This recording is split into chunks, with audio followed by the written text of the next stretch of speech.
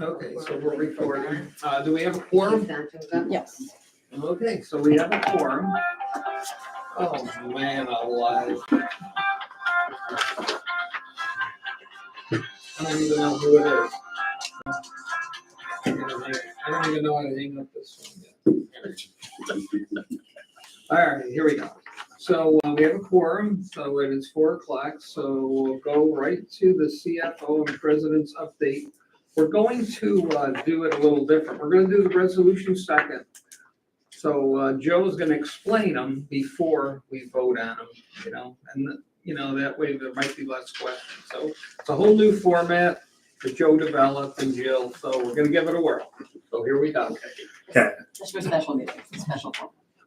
Well, regarding the format, sometimes when we talk about individual resolutions, it's hard to describe how they fit together or how they work together.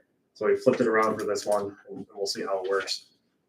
So we have been a flurry of activity lately, pulling stuff together for the upcoming committee meeting for the Board of Supervisors to submit for the ARPA funding that's in the Seneca County Housing Trust Fund. So if you remember last meeting, we had the proposals from the development team for doing a lot of the work associated with that in future applications. And that's kind of coming together and coming to fruition. So I've got kind of these first version drawings of both packages to share with the board and kind of discuss or just demonstrate that things are coming together, putting things together. So these are both the Waterloo sites and the separate Seneca housing sites in Romulus, Willard, and Ovid. The general plan, as it's been the Flacker and Waterloo sites, we are doing all of the pre-development work, meaning we're creating these drawings. We are getting the site shovel ready, so we're pursuing demolition at 55 Washington. We're still working with SHPO about that. And we'll get there with SHPO. It's just we're needing to negotiate and figure out who to negotiate with and then all of that. So we're expecting that to move along at some point. We're going to be taking these site plans and things to the village planning board for approval. And after demolition, that's it. We're out. Flacker right now in parallel is putting together a grant for supportive housing. And when that grant is awarded, they will purchase the project off of us. So after the demolition is complete and we've got all the approvals that we need, we go and we get an appraisal for the whole project that includes everything that we've done. That appraisal, I don't know what it'll come back as, but that appraisal will be the fair market value that Flacker will use to purchase the project off of us at the end of the day when they get their grant. So this one, I like a lot. We do this work in the beginning, and then we get to back away and let Flacker deal with the project moving forward and finish it. SHPO, you'll notice that we're basically proposing to build almost the same house that we're tearing down. So it's going to look very nice. This is going to be a brand new recreation of 55 Washington Street. It'll have the porch. It's going to have the same windows. The windows are going to be the same size. Almost going to be completely the same, except it'll be brand new and not about to fall over. So I think that'll do a lot for that little section of the neighborhood and provide some of the resources that we know we need. So that one's in progress. The demolition today that we're going to be seeing in one of the resolutions is at the second site in this packet, and that's at 17 South Walnut Street. So if you remember back when we authorized the RFP, we had all of these conditions and requirements for the fill that was put in, the type of fill, the compaction, The reason we were doing that was because we were looking forward to doing new construction at that site and not having to dig twice. So when Flacker purchased these projects off of us, the site, again, shovel ready, we're ready to go, and they'll be able to construct this property, this project at that site, and the same thing over at 55 Washington. So we are going to be bringing this concept to the Village of Waterloo Planning Board in the very near future. Here's Don. Sorry. No problem. So Don, we were I just ran upstairs. we're just going over. We're getting ready to submit to the Village of Waterloo Planning Board Okay. for. I gave, thanks. I got, There's two. I'm sure you got it. Yours. I don't know if I printed off quite enough for everybody. That's all right. Figured out how to look and do it. Just kind of giving an update to where we were, but we are pushing forward with our two sets of projects, the one in Waterloo at 55 Washington Street, 17 South Walnut. We've got a demolition bid to choose for demolition at 17 South Walnut. We're working through SHPO issues for demolition at 55 Washington Street. Because of those SHPO issues, we are proposing to basically build the same looking house on the front end at that site. And we are preparing to bring this whole package to the Village of Waterloo Planning Board relatively soon. So we'll probably need to coordinate with you a little bit more on that. But that's where we are with that. Once we sell it to Flacker, once we're done with our piece, we're out. The Point Bank's out, and they take it from there. We've also structured it that our design team, everyone that we've procured, goes with the project to Flacker. So there's not going to be a handoff to a different team. The same people that envision this, that have been figuring out how to do it from the start, are going to keep on it to get it to completion. The other project down in Romulus and Ovid, that one, we are looking forward to having a full application together to the Board of Supervisors for that trust fund money, the ARPA money. That's being put together right now.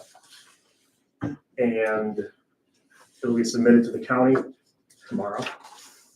The county, under the policy and the guidelines that the Board of Supervisors should pass for that money, sends it to a third-party review for feasibility and underwriting and all that stuff. And then their review and all the application materials go to the Board of Supervisors committee meeting where it's reviewed there under all the policies and guidelines. So at that committee meeting, you'll see not only the drawings for these sites in Ovid and Willard, but you'll see all the budgets, the pro formas, the cost estimates, the grant sources, how it all fits together, and how the ARPA money kind of pushes everything to make the project work. So lots going on. I think we're starting to come around. I think we're behaving as a developer. We're acting as a developer, as the land bank. And I think we're evolving into that role. And I think there's certain things that organizationally we're going to need to take a look at next year to try to help this process make a little bit more sense in terms of board and procurement and approvals and all of that. Jill's experience with the airport seems very similar to where I think we kind of need to go. So if you're familiar with the airport, they bring on we bring on McFarland Johnson for a 5-year contract, and then as projects develop, they submit task orders. So there's task orders for each individual project under the overall 5-year contract. So this is kind of, every time Joe talks about where we're going, I'm like, well, this is starting to operate like we do with the engineers for the airport. that as a project we moved it closer to a project, our consulting team puts together a task order and says, this is what it will take to get this over the line. And that's sort of how I believe we'll start moving forward in that kind of fashion, along those lines. Something like that, and Esther and I have discussed this a few different ways of how we can think about doing this in the future and structuring this a little bit better. Because the way that these consultants work in this world with developing an airport or developing housing, and something that we didn't quite foresee was that every time you need to do something, they give you a proposal with a contract, and that contract triggers a review. And under the policy that we have to do this full contract review, even though we already procured it and we already did it once, and it's really cumbersome. And it's probably a little bit confusing from your end because you're looking at all these things like, we already looked at this contract, we already selected this person, why am I seeing this in this way again? So we're doing some of that tonight, which is why I wanted to preface it there. But overall, I'm really happy with how fast some of these things came together. I think both of these projects, the Waterloo sites and the sites on the south end, I think we are increasingly likely to find success in getting these built. And yeah, I think we're becoming a developer, which is interesting. So So Joe, will we have to change any of our bylaws or rules to take on that kind of role?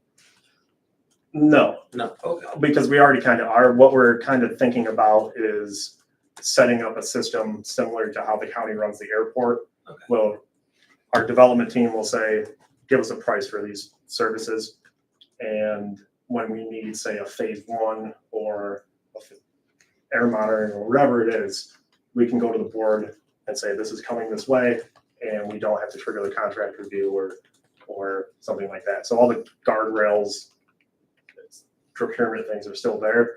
It just gives us a little bit of more certainty of how it's supposed to work when I say I need a phase one, and then we have to process, this needs a contract review or. Okay, I just didn't know if we had to make, I think what we would do is, modification to, if the airport, we're gonna start looking like the airport, they may have a different set of rules to do these things. And I yeah, didn't know if we had to incorporate something into.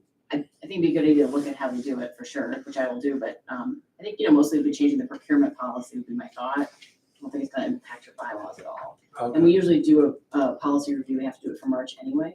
And so having had this experience, I think it'll be good, that kind of fits the timeline. We'll come back to it in March like we always do. Usually either vote to affirm it, we did some changes last year.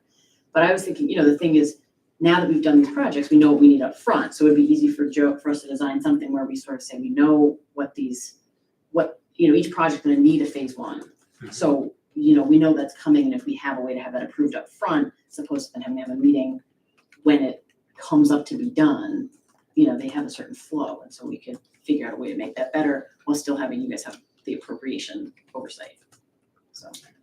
Yeah, if we're just changing our role a little bit, I just didn't know if we need to update the bylaws. But that's think okay. so, If but you I'll- say they're good, I'm fine with it. You're the attorney and I'm happy about it. Well, yeah, we're trying to get the governing documents in place, but to the extent they need to be looked at, we have to look at those every year too, so. Right. I'll look at. All right. And I think that, so the comptroller makes us look at all of the policies, and it's Well, it's a number of them, most of them, a lot of them. the ones we use. So, and that is also a good time, since we have to look at them anyway, to gauge whether they're working as intended or not. And as we're expanding, does that procurement policy or expanding our role, does it actually cover the role of this development? Or is it really kind of focused on what you did before you moved to these kind of projects? Okay. I will say, because we did update it in preparation for these things, to emulate Wayne counties. Wayne County, because of their more brownfield heavy issue and all of that, whatever we kind of emulated what they're doing. They're not getting the number of proposals to process that we are. We're a little bit different in that sense. So, yeah. I think it's also different looking at what when we looked at it for projecting out what we were gonna do, then having done it, like looking back at that being like, okay, where was it helpful, where was it not helpful? You just have a different perspective. So to the demolitions, we released an RFP to demolish 17 South Walnut and 1473 Pleasant Street, Walnut and Waterloo, Pleasant Street and Willard. We got 4 responses. Of the 4, one of them was a certified minority business entrepreneur from the state that we need to procure or try to procure best efforts because of the state grant, the funding that we have. In doing due diligence, we found that they didn't quite have their asbestos handling license straight with the Department of Labor. We talked to them, we talked to the Department of Labor, they needed to process a new one and get it out, and it just was not gonna happen there. So they don't have that license. We weren't able to recommend to the board that bid be considered. So the 3 bids left, they're all reputable contractors with their asbestos handling licenses, with their insurance. They've all worked with land banks before. We have worked with one of them. The lowest bidder was Zooks Excavating out of the Binghamton area for the 2 properties at $41,000. Our procurement policy says lowest bidder, that's reliable and responsive. Responsible is part of that, I suppose. Okay.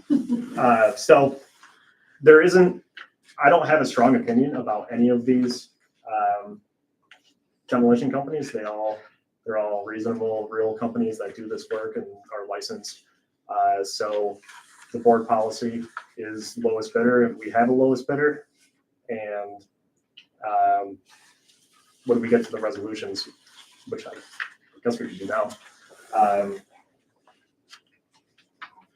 we'll open it up for discussion, but I think Yeah, we kind of just wanted to open it up, let you see what the bids were and open this up to, just in case somebody had some experience with one or the other that they didn't consider favorable. Joe did call down to the other land banks and all of these have done land bank projects in different places, so different land banks that said that they could find jobs. Yeah.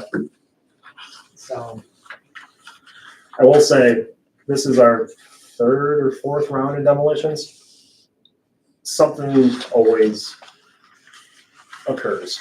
You find a tank. Yeah, you find 11 foot of asbestos under a slab. You find all sorts of stuff, and there's just no predicting it. We've also had these projects where we don't find anything. It goes perfect, and they give us a stack of receipts at the end for demolition and hauling and all the paperwork we need to collect, and that's it. We pay them, and no problem.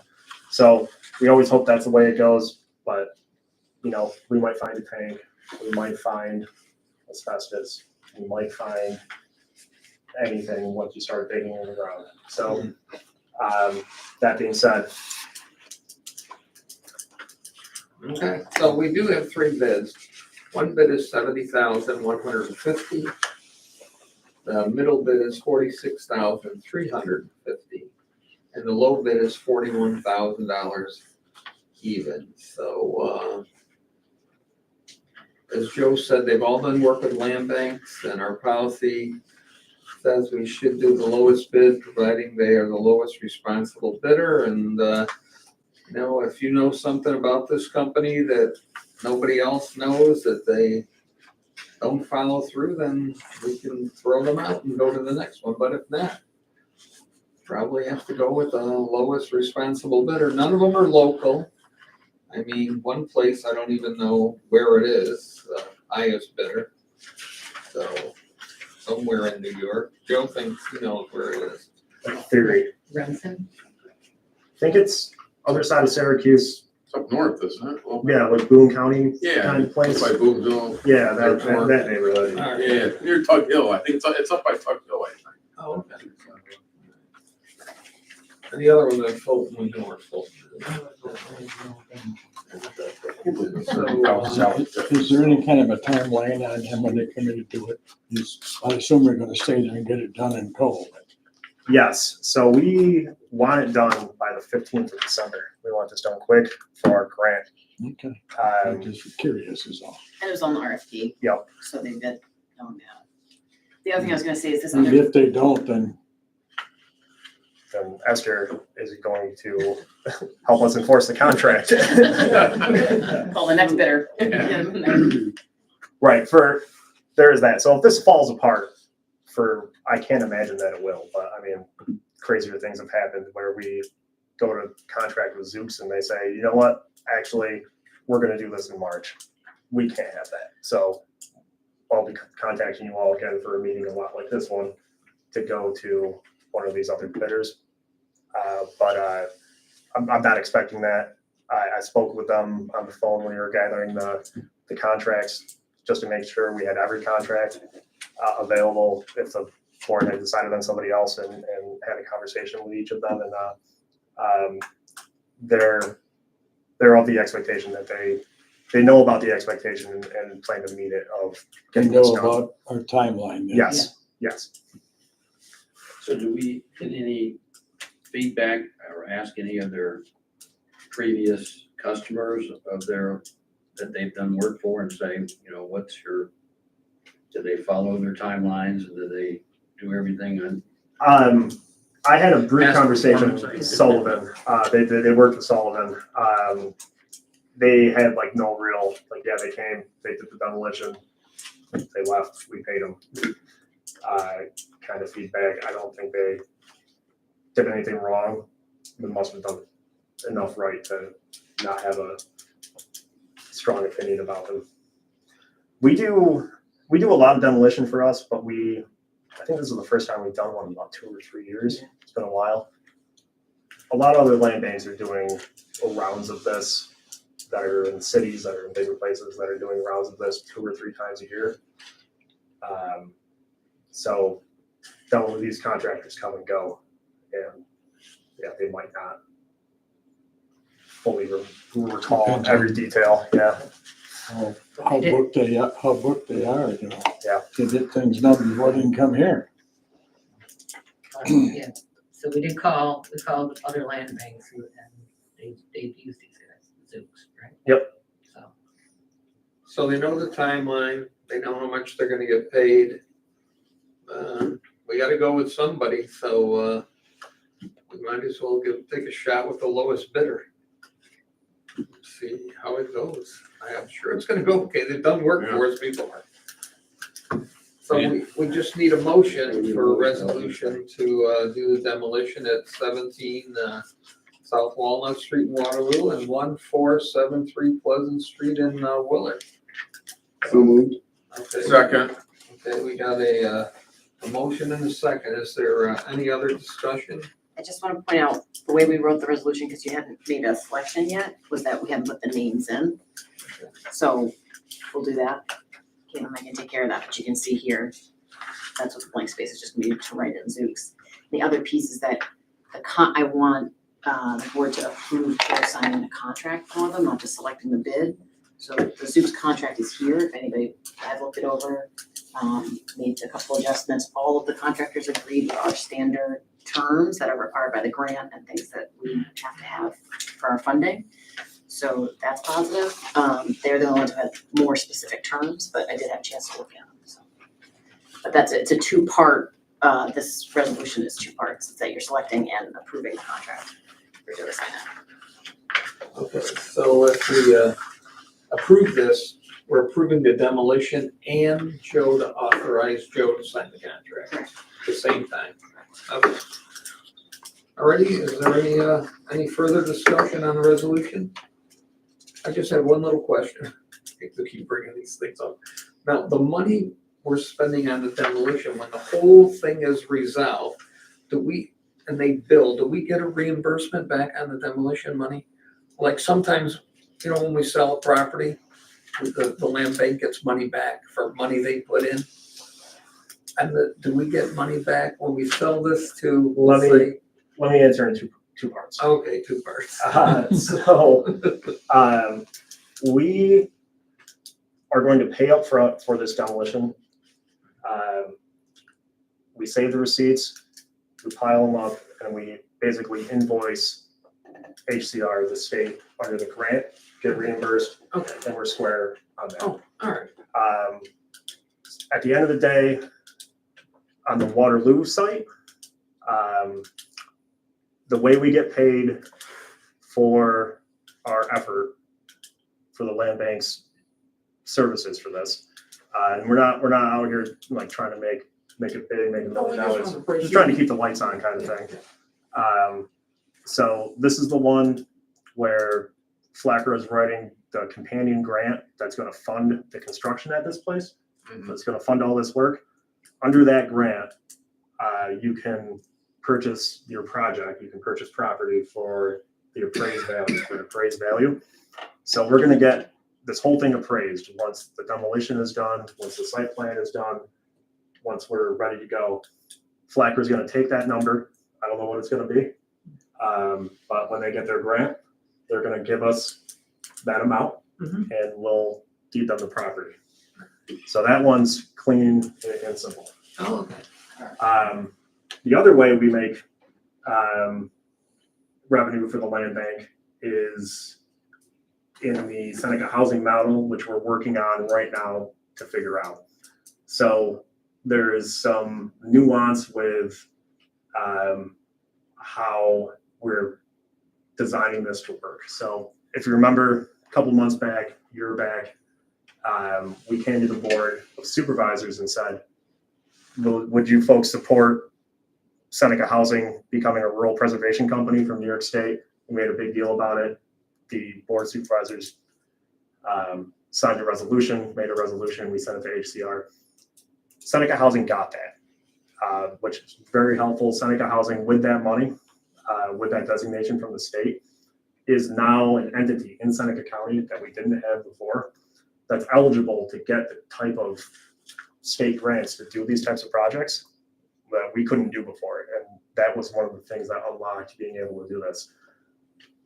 So that was helpful. It wasn't so much money that they could do it alone.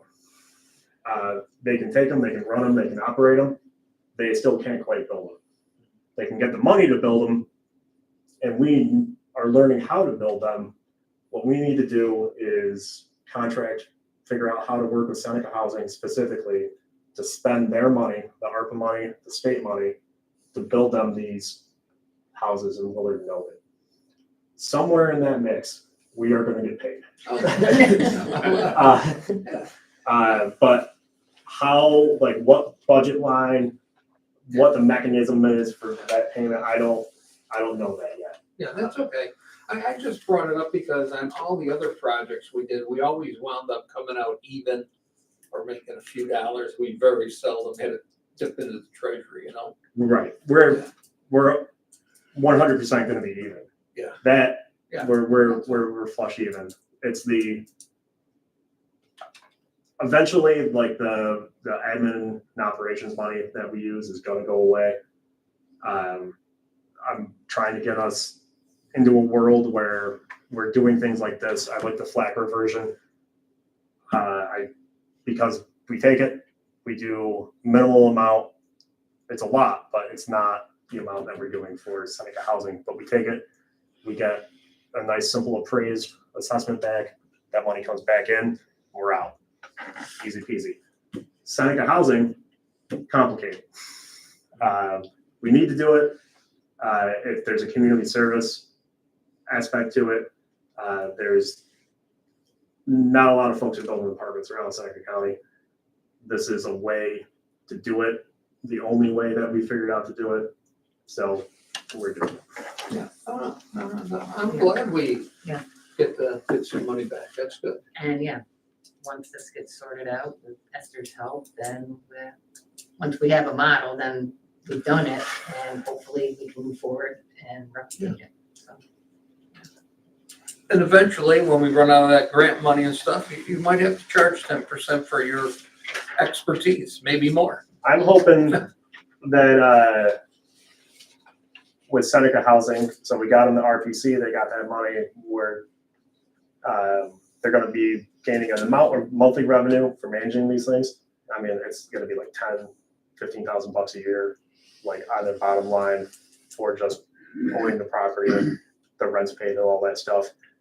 If we do enough of these and they expand their services enough, I think there's a world down the road, it's not gonna be tomorrow, it's not gonna be next year. I think there's a world though where Seneca Housing is able to take some of this internally. So it's living right here with the land bank now. I don't think it has to be like that forever. I think if we get good enough, they get good enough, a lot of this responsibility should go to where it kind of belongs. We're doing it for now. We're going to do it for a while. But someday, I hope it can end up over there. Well, alrighty, so we're ready to vote. All those in favor of resolution 2433, say aye. Aye. Anybody opposed? All right, thank you, Joe. Next on the agenda is the next resolution, 2434. And that's AMD authorization contract with AMD Environmental for Phase 2 environmental site assessment of 2125 West Seneca Street. And we're doing that because there was an oil well next door to the property, oil leak. Fuel oil. There's fuel oil everywhere. I don't think we've had a property that hasn't had fuel oil. We've done phase 2s before. We've had a couple of them done. This one is requiring a phase 2 because there was a fuel oil tank that tipped over in a driveway next door or across the street, very nearby, a couple of years back.